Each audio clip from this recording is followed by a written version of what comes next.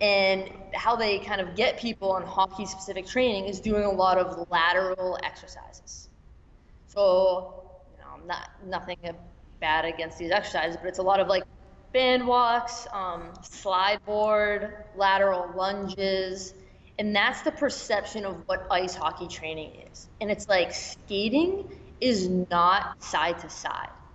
The slide board is not skating. And it's like, don't like fool people on thinking that that's translating into skating. And my mind goes to give people what they don't have.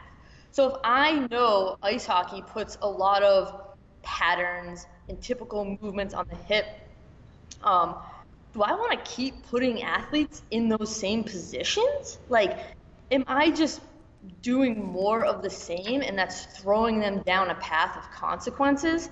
So to me, it's like, okay, I have to understand what they're already getting, what they already have, and show them the opposite of that. That was strength coach Michelle Boland speaking on the current perception of sport specificity and rather what to actually look at and expose athletes to in a sport performance setting. You're listening to the Just Fly Performance Podcast.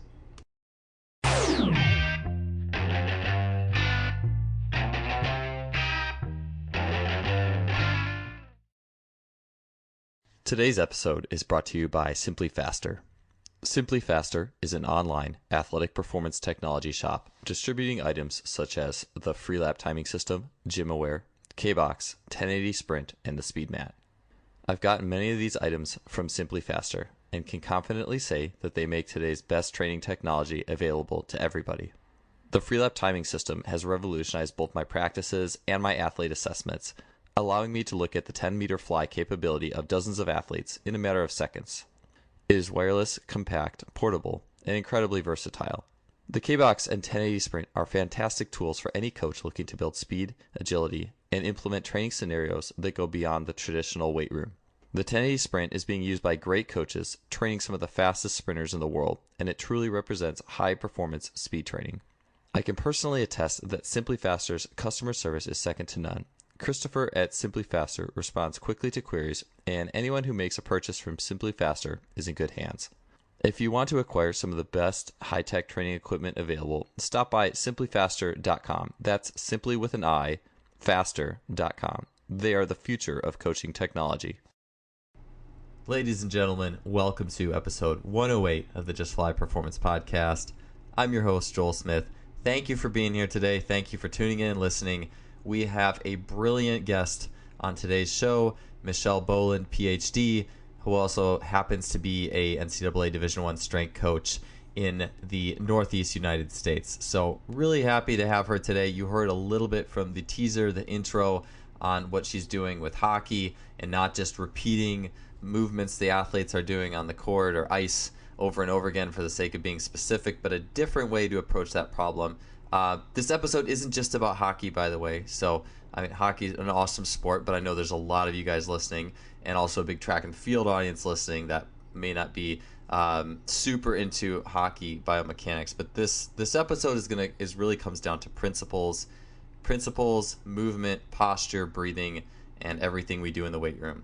And if you've listened to the podcast for some time, you've realized that one of my muses recently, I would say in the last 40 episodes, 30 or 40, has been getting as often as available, and I can, getting practitioners of the Postural Restoration Institute, or PRI, and those people who are utilizing those principles and putting that into a strength and conditioning sports performance setting.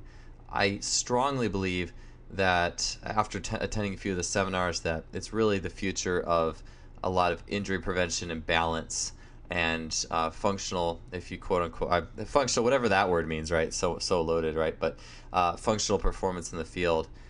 It just tells the story of our body. It tells the story of asymmetry. For those of you who aren't too familiar with PRI or postural restoration, I'll give you guys the nutshell version. It is going to come up a fair amount through my conversation with Michelle, but not so much to the point that if you haven't been to a seminar, you're not going to understand it. You'll get a lot out of this one. But just like the fundamental principles, the human body is asymmetrical. Your heart's on the left, so your lungs are shaped differently.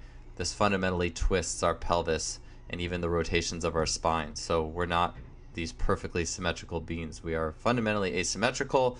When we see athletes shifting or twisting in the weight room in like a bench or a squat, it's not just because, quote unquote, one leg is weak and just tell them to shift to the other side when they're squatting and it'll magically be fixed. That's really a compensation, and postural restoration allows us to take a look at what is going on the level of the breathing and the cylinder that is between the diaphragm and the pelvic floor, and how that impacts how our body shifts and twists, and the muscles that can get turned on and accessed and those that aren't accessed as easily. I hope I'm doing justice to PRI. I've taken 3 courses, so if that was a shoddy explanation, I should be ashamed of myself. Anyways, enough explaining PRI. We're going to talk about it a little bit. But so Michelle, brilliant strength coach. I'm super stoked to have her. I first started reading her articles on Rebel Performance probably about a year ago, and I was just like, wow, this woman is really smart and looks like she's doing some really cool things in the industry. So long story short, reached out to her. She's on the show today, and she is going to fill us in on how she is integrating PRI principles and methods into a strength and conditioning program that gets athletes strong, conditioned, and reduces the risk of injury. Michelle, she coaches at Northeastern University as a strength coach, and her sport assignments there are women's ice hockey, field hockey, and rowing, and she also assists with the men's basketball team. So today on the show, what we're going to go through, I always ask the questions I have. Like, I'm always like, how is this stuff being integrated? I think a lot of times we'll see PRI videos and articles, and we see a lot of it's based on feel. So like you watch the person doing the movement, you're like, what exactly is going on here? Michelle is going to talk about how she uses feel-based movements in various positions to optimize the performance section of her training. And she's going to talk about how that works in sagittal plane bilateral lifts, squats, deadlifts, single leg training, core training. She's going to talk about different lifting strategies, impingement versus muscle oriented. We're going to go into how do you break up a week of training based off of a lot of these principles, and what are your like big lift days, what are more of your variability days, and that type of aspect of creating a program. And finally, she's going to drop some knowledge bombs on the frontal plane, the elusive frontal plane, which is, if you actually just checked in with David Weck's episode, last one on 107, we talked about the coiling core. You realize that is a crucial part of where that came from. So I'm always love talking about the frontal plane. Anyways, enough of my rambling. I'm super excited to get you guys this episode. I would also check out Michelle's videos, her Instagram, her training library, being able to see a lot of these things. Also check out the show notes. Being able to see these things and how they're integrated, I think, are a very important aspect of learning, making it your own in your program, and getting better at what we do. So let's get on to episode 108 with Michelle Boland.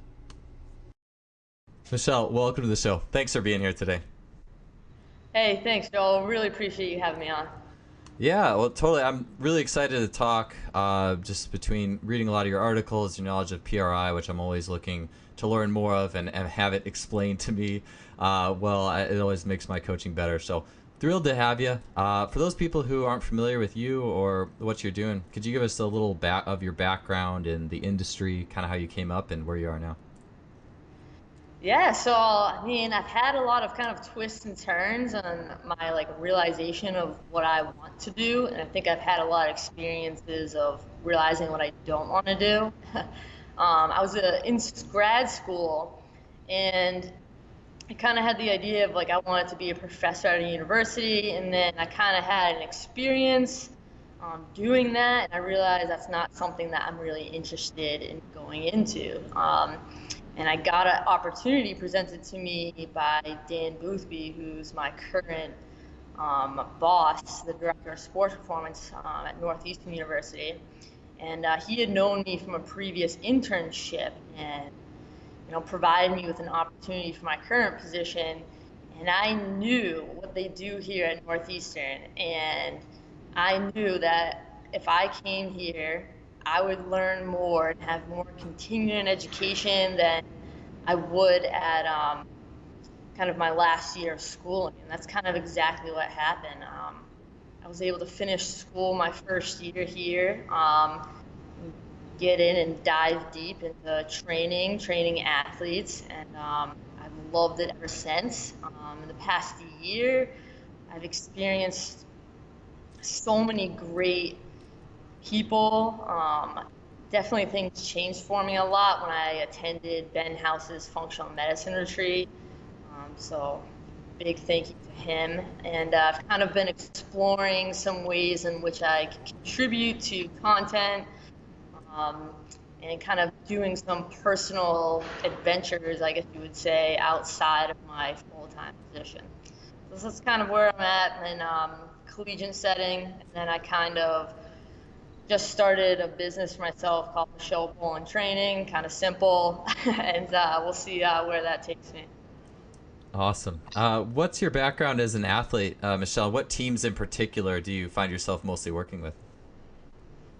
So I work primarily here with the women's ice hockey team, the field hockey team, the women's rowing team, and I just recently started to help out with the men's basketball team.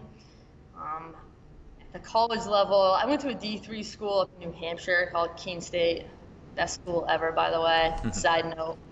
And I played soccer all 4 years, and then I played 2 years of basketball, and then some of my friends dragged me into doing a season of indoor track. So I kind of was able to do it all, which is great in the D3 setting, which you're able to do that. So I'm very appreciative of that. What'd you run indoors, by the way? What did they make you run? They made me run the mile. I think that's really, I have like a horrible memory when it comes to like teams I played. Like my friends always kind of pick on me for that, and like distances I would run. I'm pretty sure I ran a 3 and a mile. I definitely remember running a mile. Yeah, I remember when I coached at Wilmington College, little school, also Division III. I remember Keene State at the national meet, but we didn't have a lot of girls on our team, so it was always like the soccer team was prime candidates to try to find people to do track, but they rarely did. Like it was like pulling teeth to get them to actually come out and run. Like it almost never happened. Oh yeah, I had 2 teammates on the soccer team who were national champion runners and would always get me to go out and run with them. So yeah, they did really well when I was there. Oh yeah, yeah. I do remember them being actually pretty good. In terms of your training too, so what made you decide to kind of make that jump into sports performance, and then who have been some big influences and impactors on you in that realm? Yeah, so I don't want to go back to like the old strength coach kind of saying of like we're all just kind of like washed up athletes, but I just love everything about like competition and training. I just love the environment, love being around people who value training and exercise. So it's always kind of fascinated me. And I was talking to you before the show about when I was in grad school, I probably went to one of the best, if not the best, strength conditioning programs for my graduate degree. And I kind of felt a very like disconnect of the environment, kind of like the raw mentality and kind of like the things that they were like discussing or considered like important. I don't want to play that stuff down, but to me personally, I just didn't connect with it very well. And then I met who is now like my biggest mentor. I met Pat Davison at Springfield College, and I remember walking down the hallways, like coming out of class. He would bump into me and say, like, "Hey, Michelle, like, what are you doing?" And I was like, "Oh, I didn't have anything planned. I think I was just gonna like head over across the hall." And he'd be like, "No." He's like, "I'm bringing a couple kids to like the rec center, and I gotta show you this stuff. Like, you'll think it's incredible." And then I also worked at a private facility outside of Springfield, and he would literally just come in and hang out with me and the other kid, Parker, I worked with at the time, and just teach us stuff in all afternoon. And things that like I had no idea about, and I was mostly thinking in my head, what is this guy talking about? But I just found it so fascinating, and he kind of gave me another avenue or another way to think about what training actually is, and like who we are as like organisms and people. So like to me, it's all about like the people you're like just lucky enough to run into and who could potentially like change the way you think and kind of change your like course and experiences. And for me, like Pat Davison kind of did that. And to me, like where I am right now is because of he was at Springfield College. So I appreciate that from him. Yeah, that's really cool. And I mean, I would have loved to have a mentor like that back in my early days. It would have been awesome. And I know like Pat, and then like the Postural Restoration Institute as well has given me so many things that really ignite my viewing athletic movement and as a puzzle. Like not just okay, you're going to squat and you're going to do this, you're going to clean and you're going to do this, but actually every athlete is a little bit of a puzzle, and allowing that aspect has really been enjoyable for me. And I wanted to ask you how postural restoration-based principles, as well as things you've learned from Pat, your mentors, have really impacted and changed the way that you program now. And maybe just starting on the big lift, so a good place to start, but how has it impacted you with looking at the big lifts, sagittal plane bilateral work, squatting, deadlifting, the things that we traditionally use to train athletes? Yeah, so just specifically like that context of like it's understanding position. And mostly it's understanding proximal position and then how that prevents or promotes movement. And especially like us as strength coach, we like to view movement as from limbs. But it's like, I think Bill Hartman had this analogy. I think it's like your proximal structures are the door frame, and if they're out of position at all, the door is not going to move in that door frame. And then, there's no absolute way to lift weights, but there's different strategies. And I think the concepts that I've learned from PRI and being able to put them in my approach with the exercises I select, and the creation of strategies with, the movements and exercises I do have really allowed me to kind of understand movement better and like the consequences of that movement. Because, going into like another thing of like, people think that like everything that we do is positive. Like we're always talking about like what adaptations we're trying to make. And I think PRI has like kind of allowed me to understand the consequences of my decisions. And consequences implies both negative and positive. So there's both negative and positive adaptations to training. I think it was like Mike Ranfone says like health is something that comes at a cost to high performance or something along those lines. And it's like, yeah, like PRI kind of talked about like how a compensation turns into an adaptation, turns into damage or pathology or whatever you want to call it. I was going back to grad school, like I would Olympic lift all the time. Like that's what we did. Like we were in like the weight room downstairs, we squatted, we cleaned, we snatched. And I knew that every time I would snatch, I wouldn't be able to turn my neck for probably like a solid 2 days. And like at that time, like it didn't matter. Like it was about what weight I could move and like how much weight I could get over my head. And that's really all I cared about at that time. And then I would just deal with pain and like a lot of right neck pain. And at the time I had no idea like why, or like I just thought that that was what happens when I do that movement. But going back to those big lifts, if I appreciated like that my axial skeleton and pelvis were not in the right position to be able to perform those movements, maybe if I worked on those structures, I would be able to allow my distal structures to be able to handle those movements. Squatting is the same thing. I just talked about strategies. And, there's a difference between like, kind of like the butt out, kind of archer back, the things that I was taught in grad school. And that's like PRIs maybe kind of understand that that's a strategy of impingement posteriorly, moving two adjacent vertebrae together to create stability. and that creates instability anteriorly. And PRI is kind of giving me like these concepts that understand, okay, if I create or want people to create an anterior impingement strategy, so I want to bring ribs down and like pelvis close together, so two bones moving close together. And I do that with muscles in the front. And it's kind of made me also think about like, we talk about periodization and programming.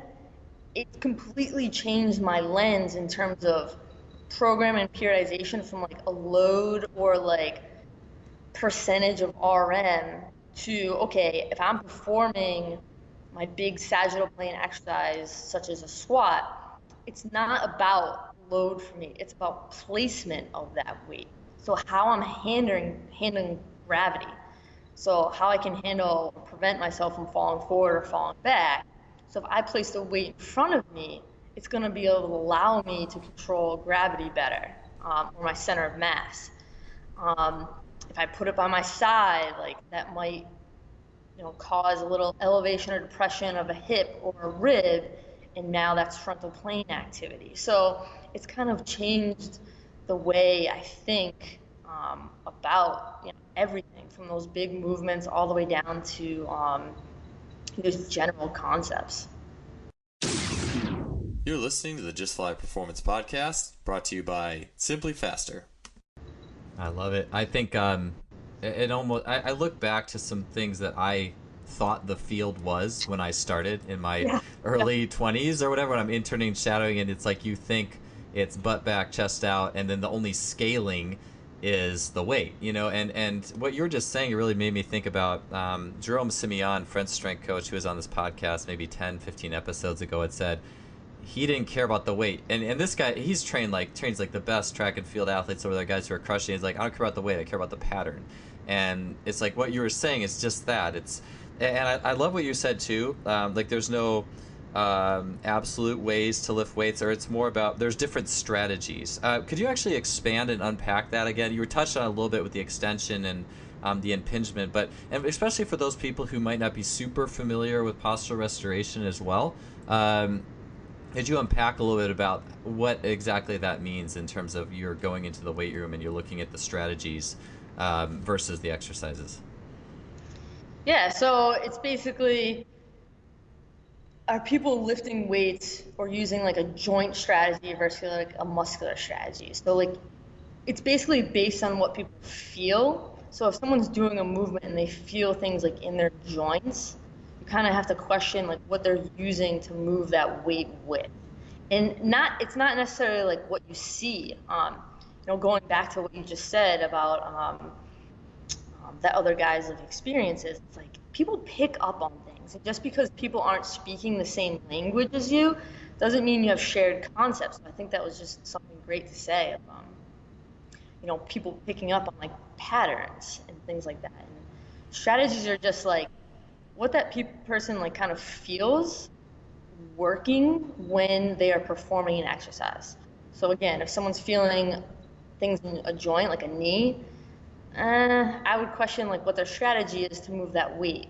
If they're feeling abs and hamstrings, okay, I know that they're using muscles to be able to move that weight or go through a movement. Yeah, I like, the more especially in the last year, I should say, I've really started to understand the importance of giving your joints like options, like not being on the rails when you're doing a lift, or even like sprint drills where athletes are like running as tall as they possibly can, or they're at the end, or doing a skip as tall as you can, and you're at the end range of the sprint movement versus doing things that are somewhere in the middle. And then obviously lifting too, like if you're always fully extended and against the rails, that's one of the things that I think has really made a big difference in the way I see the weight room. Is I kind of think of it as having more options sometimes than one one or two types of things. Or I guess Franz Bosch would say you have more opportunity to learn with a particular movement. There's more learning that can happen versus being like all the way on the end, I guess you could say. Exactly, and it just goes back to like the word like variability, like being like robust or being able to handle stress. But it's like I want people to be more than that, like anti-fragile, like they get better with stress kind of a thing. Yeah, no, it's yeah, definitely, it's really changed the game for me, and yeah, it's really cool to hear you talk about that. So moving on away from the sagittal plane bilateral a little bit, looking into single leg work, and I guess we could say quote unquote. Well, I will go with single leg work before I move on. So how, in terms of approaching athletes, single leg work, looking at some of the PRI ideas, how have things changed for you there? You know, single leg work is kind of leans towards like the health end of like my like when I think about programming exercises, I have kind of like a continuing of like health and performance where like health is very like sensory based and incorporates a lot of like frontal and transverse work, and it's creating awareness, having athletes like think especially about what they're feeling, and then the other end of the spectrum is like performance, very motor-based activities. There's not a lot of feeling involved. It's basically like setting athletes up in the right position and letting them respond. Going back to like the big lifts, like that's where you would find like your big lifts. But if all I ever do and the only strategies I give to people are those big lifts, like which will involve, you know, they will involve extension. They will involve at high, you know, loads. They will involve some sort of like posterior impingement. Like that stuff. That's why they're at the performance end of the spectrum. But if that's someone's only strategy, there's consequences, and you can't be surprised when those consequences manifest. So to me, unilateral, single leg exercises, staggered stance, whatever you want to call them, exercises are more towards the sensory or health end of the spectrum of those are exercises that I program that I want to go slow with, that I want people to feel things with. And then I play around with, okay, I had my big lifts, and those are going to be all sagittal plane exercise. Like no one's doing a heavy squat with any sort of like rotation. Like that's not going to happen. Hopefully not. So I used a lot of split stances, either lateral asymmetrical staggered stance or front back staggered stance exercises. And then I add components where there's a frontal plane or transverse plane focus. So if I'm in a front back staggered stance, you could like give one or two cues and make it a frontal plane activity. Or like we kind of talked about before, I could manipulate where they hold the weight to make it a frontal plane focused activity. And then do the same thing to make it a transverse plane activity. Can that athlete actually be on that foot or on that side? And then can they rotate like a thorax over a pelvis? Those are kind of things that I'm looking for in those types of activities. And this is very mindful stuff. And people have this like kind of negative notion that you can't really do that in a team setting. And I just think that like that involves a lot of buy-in, mostly from the upperclassmen, because the lowerclassmen will kind of follow. But I think it's easily accomplished. You just have to kind of let everyone know like that's how things are going to be done, and then create buy-in along the way of like maybe someone feels something that they've never felt before, and it creates, you know, I love kind of the woo-woo with stuff. Like if you can find someone's like left hamstring because you gave them like a left heel reference, like you just showed them like their left side of their body, like left space, and like that feeds into like your right hemisphere of your brain and kind of creates like a sense of self or sense awareness. So it's like just feel things, like make things really simple, but like I just love the complexity of things. So basically unilateral exercises are going to be on very health oriented, sensory based kind of end of my spectrum in the choice of like my activities. Oh, totally. I was gonna, yeah, I actually have a couple follow-up questions. I hope I remember them all. But I right out with what you said. Like, I've found that every time I work, and I'm 34 now, but I always try to be coached by other people as much as I can. And like when I'm working with or being coached by a real masterful coach, it's like I get a lot more out of that than if I was to just watch a video, like kind of doing the same thing, like being in that environment, actually going through, actually feeling what they're trying to get me to do. There's such a boost to it.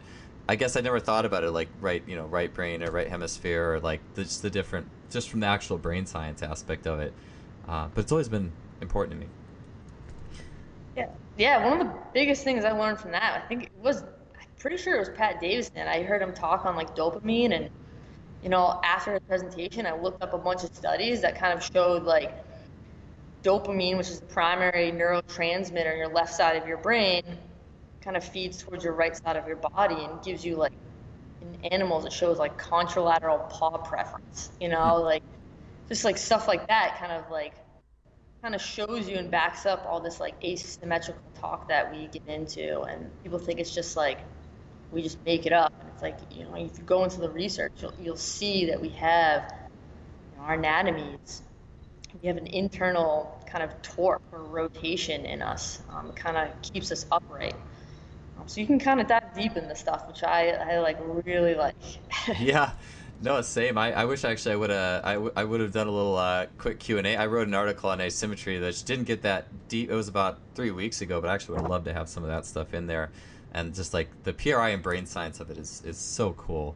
I was gonna oh yeah, so maybe talking a little bit like nuts and bolts too. So in terms of left side stance, feeling your left heel.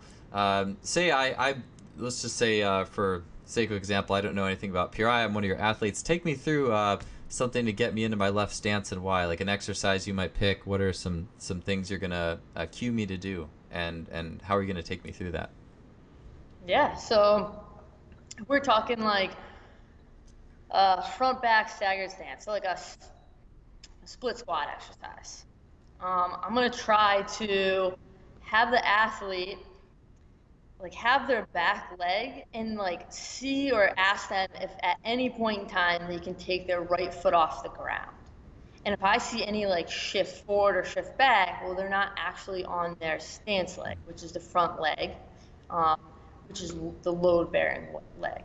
So I kind of try to get them feel comfortable of, okay, I own my front leg, we'll say it's a left leg, and at any moment in time, I can take my right foot off the ground. That shows them that, hey, I'm bearing weight on my left leg. And then, okay, like we go through things to find and feel. The first thing is I say is heel. Find the heel and get tall through the heel. And then we'll work on things like having the hands out in front, exhaling through the mouth, and feeling, like I say, chest bone back, kind of retracting the rib cage. I try not to use like terms like retract rib cage or anything like that, mostly because they don't care about that stuff. Mm-hmm. And then, can you feel like your hips come underneath you? And some people don't understand what that means, but it's basically like, hey, is your head right over your hips? So I don't want people bent over. And then, okay, can you feel your hamstring? And some people might not be able to. Got to find that heel, and then I say, hey, without moving, try to see if you can think about bringing your hips to your heel. Sometimes that gets it. Other times it might just be like, honestly, if you get hips underneath you, that will kind of take care of the hamstring. So if I have someone who's not feeling the hamstring, it's pelvis position that's really kind of driving that. So that's my job to kind of give them another cue that will get pelvis position first. And then that will just give them the opportunity to feel hamstring. And then I'll go after adductor on that stance leg. So I'll just say, hey, think about bringing your knee in just a little bit, like getting like tension there, or can you feel the inside of your thigh? That's the other thing too. I think I do a little too much of like hamstring, and like you'll be surprised at how many people, don't know where the hamstring is or adductor. So it's like, hey, can you feel the back of your thigh? Can you feel the inner thigh? And then if they can't feel their adductor, maybe I'll just like put my hand on the inside of their knee and say like, don't let me push you out. And that usually kind of takes care of it a little bit. Once they find that sensation or find that awareness of a muscle, then I work on carrying those things over to other exercises. So once someone finds like their hamstring and moves the pelvis, moves ribs down and feels what it like to exhale, then it's like, oh, hey, do you remember what we did in that split squat position? You're gonna do the exact same thing doing X, Y, Z. If I move someone into a lateral stance position, though I'm gonna shift weight over. So we'll say left side again. So all of my weight's on my left side. So that's kind of centering. Can I see a chin over like a sternum, over a knee, over a big toe? And then I'll try to look at them from the back, or we have a big mirror. I'll say, hey, look in the mirror. It's like, is your left hip higher than your right hip? And then I'll just cue, find your right arch, which is, it'll push them over to their left side through pronation. Sometimes people will feel like a posterior glute med on their right side, which is, you know, music to my ears. But it's kind of showing people what it is to have a stance leg, and then the muscles associated with that. But again, it goes back to proximal position of nothing really matters unless they can feel their ribs move like down, back, and in, and a pelvis come underneath them. And then, okay, it gives them the opportunity to feel like stance leg muscles working. You're listening to the Just Fly Performance Podcast, brought to you by Simply Faster. I love that stuff. It definitely makes all the sense in the world to me, and this is coming from, I mean, I'm an athlete who probably tried everything. I was a high jumper and triple jumper, and my barbell volume slowly increased as I went throughout my 20s, and I just noticed that my low back always seemed to get bigger, my right leg seemed to get bigger, my left leg not so much. And I've actually had DEXA kind of confirm this to me when I do powerlifting programs. My right leg will gain like a pound of muscle, my left leg will stay the same. And it's like, what the hell? Like, and so I wish I would have had a coach like you to kind of help me to get, and I've found through working, if I do like the wall breathing and the hip shift type work before I squat, it's like, oh, there's my left leg a little bit, you know. And obviously what you're doing is even more integrated. I'll have to throw that in the show notes where you're just saying like just like the split squat and then the staggered stance stuff, I think, for people to kind of, because sometimes you do have to kind of see it in action to really understand it, but just those two, it seems like it could be a total game changer with whatever else you're going to do in the weight room on the day. Yeah, exactly. And like, you know, we kind of have this mentality of like, I mean, listen, you're talking to a person who like couldn't be more of the person I'm going to talk about, but it's, you know, we kind of grow up or in environments where like we perceive exercise as like a feeling of like fatigue or tired or soreness, and that's kind of how I get sensory information. And you know, people will come in and being used to that environment and training style, and you know, getting people to do this stuff, you have to create buy-in. You have to create a relationship with them and explain to them in their terminology and why it should be important for them and not me. So creating sensory information that's not like making people like sprint and just like crawl out of the weight room like is different. People are just searching for something to feel, and we need to give them that in the right mechanics in order to have any type of like opportunity to translate into other activities. Because the activities that are important for them, such as skating, like ice hockey, is things that like go with like the concepts that we're talking about. Of, like, can they actually transition from one leg to the other? And like that's push mechanics. That's being able to actually load a left leg and load a right leg, and like when we have these like, it gives us whys to things of like, why do I feel weird when I turn to the right? Well, it's because we're not very good at turning to our right because we have, you know, internal kind of rotation that doesn't really make it it doesn't really make it comfortable for us to be able to do that. And so kind of focusing on these things and kind of giving them explanations. Like I get a lot of people doing the bench press and saying, why is my left arm like so much stronger? It just comes up a lot higher. And we throw around a lot of these words like strength and like one side being stronger than the other, and it's not the case at all. It's like it's because you're oriented right. So basically, like your rib cage is to the right, so that automatically just puts your right arm lower, if that makes sense. So it's like if you explain like the importance of the thorax and how it's rotated, like, and connect these things, like that's probably like the biggest bang for your buck when you're dealing with clients or athletes or whoever. Oh yeah, right on with that. I'd always kind of wondered until at least the posture restoration work and looking at that right arm being lower than the left, why so that right arm would lag and bench press. It's always like, oh, you must be weak on that side. Do some one arm bench on that side. You answered a lot of questions.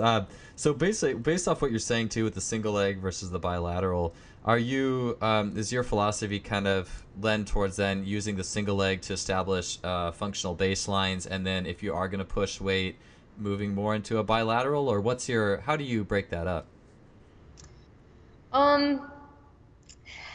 Again, it goes back to like programming, sensory versus performance kind of aspects of, if I push weight, and trust me, like we do, I think the average like hockey deadlift is somewhere around like 285 or something like that, or 275. So we do lift and like focus on like strength component, of course, but that's definitely focused on those big lifts. Like deadlift is something we focus on, trap bar deadlift, and bench press. But the exercise I throw in between or warm up, I pick like 3 to 4 exercises, and some are very like left lateralized based, getting people to find and feel things, especially towards like what they're going to be doing. Like if we're squatting that day, I'm really trying to focus on like quote unquote like side abs, hamstrings, and then we do some frontal plane activity, and then we go squat, and then maybe like we'll do 2 exercises at the end that again are sensory based and kind of bringing them back into proximal structures being in the right position. So definitely if I'm pushing weight, like we're staying in those sagittal plane bilateral stances, and then focusing on finding and feeling things in the kind of staggered stance exercises. Oh, right on. I think that's cool too. Like the idea of, especially in college. I mean, I have come off of a track and field existence where in college, I'd spend about 40 minutes in the weight room twice a week and was totally fine. And then you get into like, okay, we're 3 minutes 60 times, or sorry, 3 times 60 minutes because it's symmetrical. But like, I always felt like athletes don't need to be doing bilateral sagittal plane for like 40 or 50 minutes and then a few auxiliaries. And I like that way of breaking it up too. Like, look, we can refine this and we're going to work hard where we need to, and then spend the rest of the time getting you to feel the right positions and providing sensory information. I think that's a really cool way of doing it and breaking it up throughout the lift. Yeah, exactly. And like the other thing too is like you just said, like time in the weight room. And it's like if I have an hour with people, like I remember like I would take like 20 minutes, a couple of years ago, like 5-6 years ago, like people would focus on like mobility, stability, like whatever those words mean, drills and like foam rolling, and like we'd be in the weight room for like 30 minutes doing that stuff, and it's like, well, one, it's not a good like it's not good like quality of your time, and like we could do things that will benefit you a lot more within the exercises that we select. So we kind of get rid of all that like kind of wasted time in the beginning, and focusing on like proximal structure position, and that will give you more mobility or whatever you want to call it. So yeah, it's like that's definitely like you got to think about like your time and what that is worth to you. Oh, I couldn't agree more. I think it's it also creates, and I've come to this, like, this is almost like I don't know how true this is. This is at least something I've kind of personally started to think about over the last year. But it's like, if there's any time where I'm bored in the weight room, I feel like that we're not doing stuff that's that great for the athletes. Like, if we're just sitting there doing remedial core that I just saw, that that I'm not 100% sure what this does or exactly why we're doing it, or it just seems like we're doing auxiliaries for the sake of doing it. I'm like, wow, are we really getting that much out of this at this given moment? But I always feel like doing some of those work where it's sensory and repositioning, and there's always things that you can be inputting to the athletes, and they're learning. We're all learning. That's often a better use of time, and that's kind of got my wheels turning on that. Good.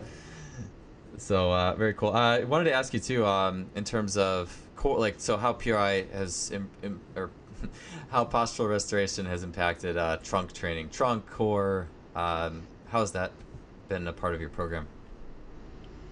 Yeah, so I think, you know, it's all about like athlete perception as well. Like, we cannot forget about that. Like, perception can be everything and everything. Um, People will come in and they want like, an ab circuit. And like, they're not gonna have like buy-in or like me as a human being if I say, no, we're not doing that.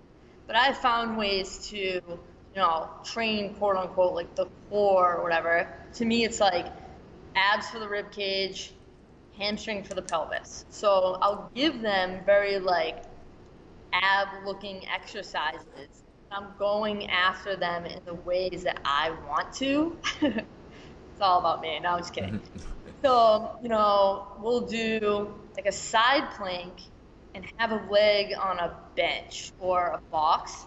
And so I'll go after adductors, and then can that person get an ab wall? So everything I do, I'm incorporating like ribs down and back, pelvis underneath you, and then we'll do whatever we're gonna do, including like a reach or a rotation, and like feeling an ab wall, getting that reach and rotation. As long as you're creating something that they can feel, and like being able to understand like what that feeling is doing, not just not racing. Can you actually feel bones moving? Can you feel a pelvis coming underneath you because you have your hamstrings pulling them back, pulling your pelvis back? Can you exhale and actually feel your ribs move down?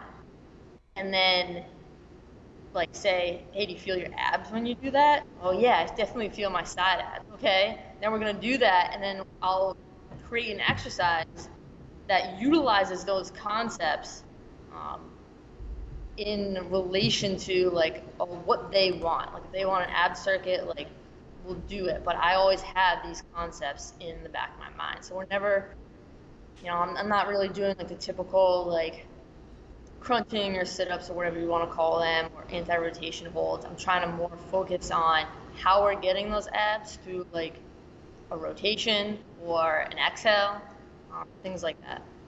What do you think about the idea of like what percentage of the day or the workout is based off feeling something versus like you had said too, it's like some athletes only feeling is intensity and fatigue, or maybe like weight on the bar, like tension.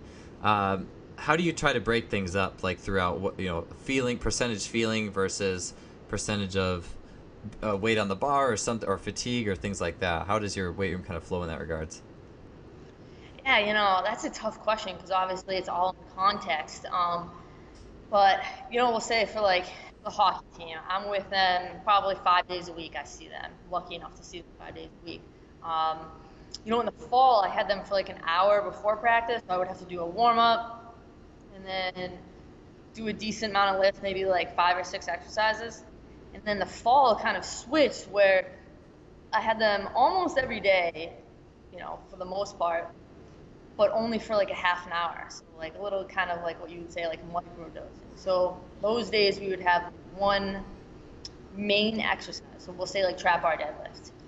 And then maybe I had like 3 pre-exercises where we really focus on like abs and hamstrings or some sort of like frontal plane mechanics, trap bar deadlift, and then maybe we did similar exercises twice. So I kind of like sent them out of the weight room with, good proximal position or whatever you want to call it, kind of like bringing them back down. But, all that changes like off season. Like their programs are like challenging in the off season. So like right now they're in like quote unquote like triphasic training session where they're doing like slow eccentrics on big lifts such as squat, deadlift, and bench. But then I have 2 days of that. So honestly, I think they have a few warm-up exercises. Like they warm up with like short exercises. And then all of the lifts are sagittal plane exercises. Like, let's move weight, let's get strong. And then I have 2 days a week, 1 or 2 days a week, where I call it like a variability day, where they're doing very low threshold frontal plane and transverse plane focus activities, kind of giving them, I don't want to make them weightlifters or power lifters. So I don't want that to be their only strategy. So I want to make sure that I'm allowing them, their limbs to be able to move in the right planes and directions. So like I have a day where it's very specific towards that currently in the summer. And then I think the other 2 days a week are like just conditioning days. So it changes throughout like my plan and throughout the semester. Some days like we could be very sagittal plane focused. We're still including concepts of what I call the cylinder position, which is ribs down, back and in, and pelvis underneath you. Like we're not forgetting about that stuff when we go and do our sagittal plane dominant exercises. But where I throw in kind of the health and sensory based exercises kind of depends on like the time of the year for sure. Sure. How much? So you have like a high intensity lifting day too. I think about my episode I did not too long ago with Dan John, and it's like if I'm gonna lift heavy, I don't want the foam. Obviously the foam roller, but not that that's like a PRI thing. But it's like if I'm gonna lift heavy, I don't want the foam roller like near me. I just want to go lift. Like I don't want that messing with me. What's your idea on like the kind of the give and take on a day where you're gonna go and get after it? How much, and that day is dedicated to that. How do you distribute the time in there, and how do you go about that environment on those specific days? Yeah, I think it's all a learning process. Like my first year here, so this is my 3rd year here.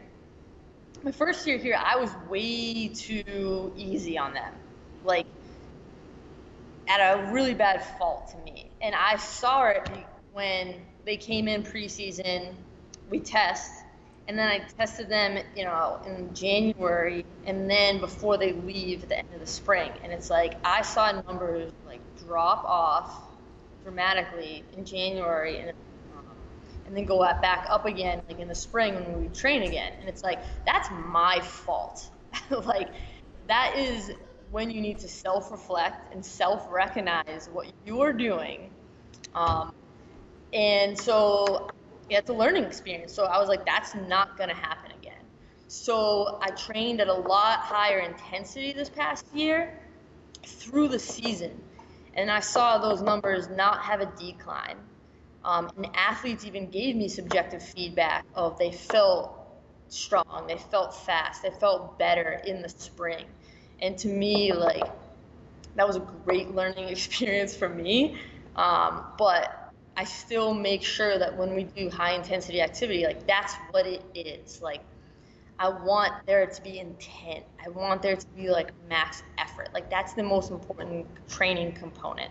So on those days, I try to like reduce volume, work on intensity.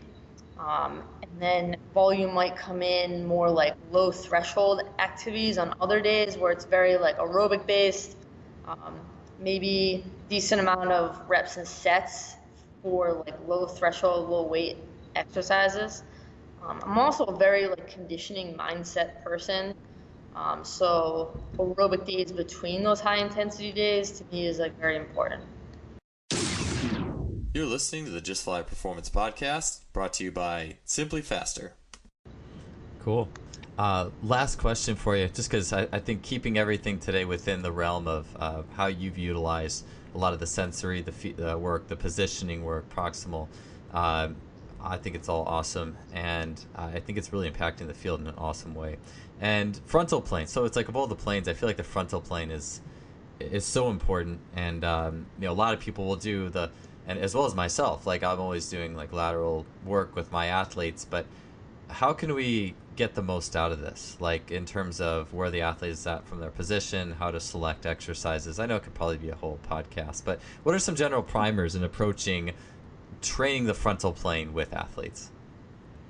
Yeah, so the frontal plane is very detailed. Like it takes a lot of awareness. And I'm really focusing on ice hockey here a little bit, but again, going back to like perception and like past experiences of a lot of these like girls will go home or have come from programs that kind of gear towards hockey specific training. And I have some air quotes going on right now.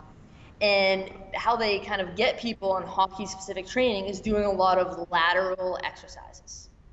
So, nothing bad against these exercises, but it's a lot of like band walks, slide board, lateral lunges, and that's the perception of what ice hockey training is. And it's like skating is not side to side.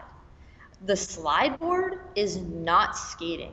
And it's like, don't like fool people on thinking that that's translating into skating. And my mind goes to give people what they don't have. So if I know ice hockey puts a lot of patterns and typical movements on the hip, do I want to keep putting athletes in those same positions? Like, am I just doing more of the same and that's throwing them down a path of consequences? So to me, it's like, okay, I have to understand what they're already getting, what they already have, and show them the opposite of that.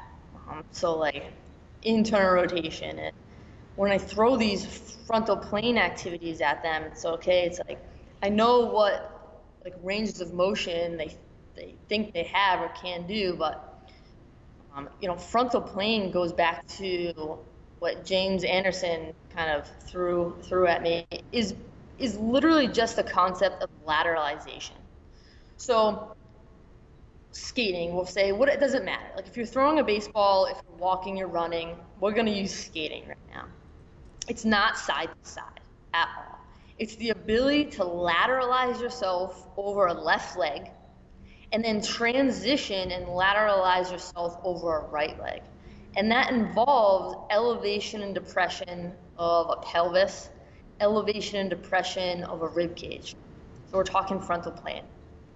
And only if you have that, only if you can center yourself, lateralize, whatever you want to call it, be in one hemisphere of space, can you add and throw on top like rotational mechanics. Can I rotate my pelvis one way and rotate my thorax over it the other way without taking it with me? So to me, like again, I try to explain this in their language of like what skating is. So, we're talking the same language, which is extremely important. Using the same vocabulary. I try not as much as humanly possible / never use, the 3 letters, PRI or anything like that. It's concepts and it's showing them like the importance of mechanics. Frontal plane, I like to progress things back to back, not like week to week. So I think I gave the example of like, okay, so I have my stance leg, we'll say it's my left leg. I'm pushing myself over to my left leg in a lateral staggered stance.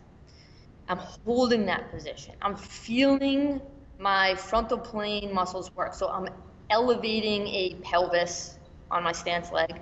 I'm getting an ab wall. And then I'm getting a adductor on that stance leg. And then I'm pushing through my arch on my other foot, and I'm getting a posterior glute med, pushing me over to the other side. Okay, awesome. You can hold that position. You can own that position. You can feel it. And then, okay, now we're going to go do a med ball throw. it's the same exact position. We're working on the same exact thing. And then I'm just going to throw a med ball, keeping that position. And now I'm working on rotating over a stance leg. And then what we'll do is we'll go on the slide board, but we're focused on doing the exact same thing, like pushing through an arch, pausing, being over a stance leg, pushing through an arch, going to the other side. So transitioning concepts, going back to that, and then only giving like one or two things to think about, like push through your arch. And then do you feel like you're on that, right leg? Push through the arch of that right leg. Do you feel like you're on a left leg?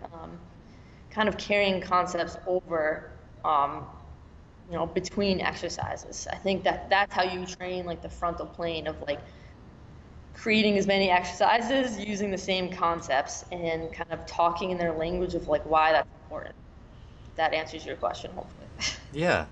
So I see the same thing in swimming, working with a lot of swimmers. It's like you guys are already doing thousands and thousands of strokes overhead, and we think about, at least what probably the general public thinks about specific swim training, quote unquote, is doing various pulls that are the same range of motion or whatever. It's like, you guys are already doing an awful lot of these. Like, let's get your rib cage and scaps in a good position, and maybe be more mindful if we do this stuff. And so it sounds like in terms of frontal plane work, the key is just being mindful of the pattern and selecting an appropriate dose and progression, more so than just, all right, let's do all this lateral work. Yeah, exactly. So like especially lateral staggered stance like activities are very like sensory based exercise, but also we have like great tools like the VersaClimber. So we do conditioning on the VersaClimber, and I'm really emphasizing like hip hike on the VersaClimber. So they're creating a lot of frontal plane movement at the pelvis and ribs, and they're not thinking when they're on that. They're thinking about like when they're going to be able to get off of that. So incorporating it into different exercises too. So that's pretty much how I train the frontal plane. That's awesome. That's awesome, Michelle. Hey, well, great podcast today. Really enjoyed your answers. It's always great to get clarity on a lot of, like you said, the three words you don't say to athletes, right? They have a lot of complexity behind it. PRI. It's really cool to talk with somebody who not only knows the philosophy behind it, but can really put it into practice and has been in the trenches in that. So it was awesome talking with you today. Thanks for being on the show. No, thank you so much. And it's funny because I was reading Born to Run a few days ago, and the first chapter, the guy had a great quote explaining like why he wrote the book, and it said like he asked the doctor like, how come my foot hurts? And the doctor said, because running's bad for you. And then he said, why is running bad for me? And he's like, because your foot hurts. And it's like the guy was like, but why? And I think like PRI gives you the why. Like it allows you to understand why a foot hurts, and like showing people something different and allowing them to like do what they love to do. So I appreciate you letting me be on, letting me ramble a little bit. Like I said, it's my first podcast ever, so like pretty excited about it. And thanks again.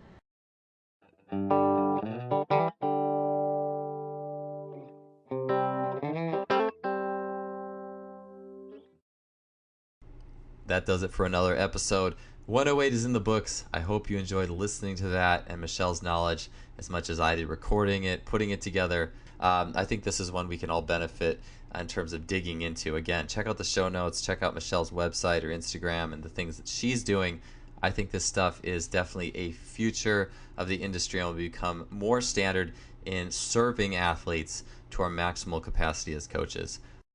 So, with that being said, we're going to sign off for the week. Don't forget to visit our sponsor, simplyfaster.com, suppliers of high-end training technology, contact grids, force plates, EMS, EMG, and more. The online leader in sport technology store. Check them out. Also, if you enjoyed the podcast and have a couple minutes and want to do me an awesome favor, do me a solid, leave us a review. I'd really appreciate it. Anyways, we'll see you next week. Have a good one.